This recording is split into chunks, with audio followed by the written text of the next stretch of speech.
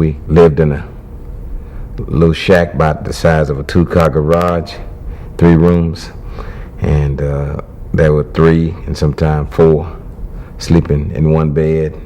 Willie Gary was the first in his family to graduate from high school, the first male student from his hometown to ever go to college. But the road to these achievements was rocky, its beginnings even rockier. Blacks were not allowed to give birth at the hospitals, but my birth was so complicated, and my mother, she had to be hospitalized. In the process of getting her in the hospital, my father was made to put up his farm. He was never given a chance to get his farm back. The loss of that family farm gave the Garys little choice but to join the migrant workforce in constant motion from Florida to North Carolina. No migrant child could go to school beyond 12 o'clock.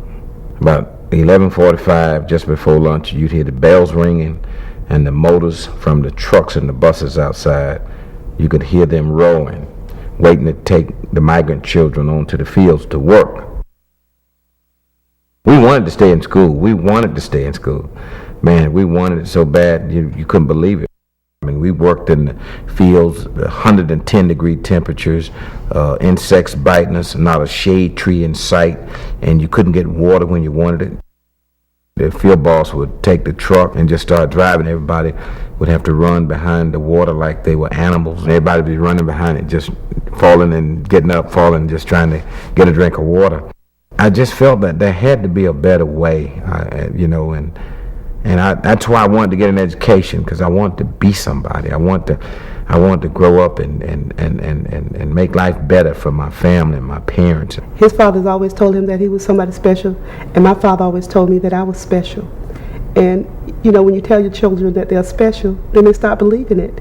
Finally, the family settled in Indiantown, Florida.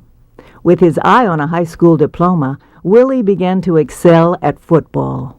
So I realized football was a ticket out of Indiantown for me to go on to college.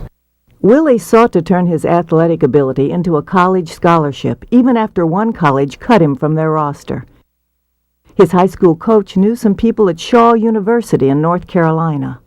Willie bought his bus ticket without even telling them he was coming. When he got there, the football roster was full, and the coach ordered him back on the bus for home. I said, man, this is my last chance. If I leave here, go back to South Florida, go back to work in the fields, I'm never going to get this chance again. I said, I'm staying.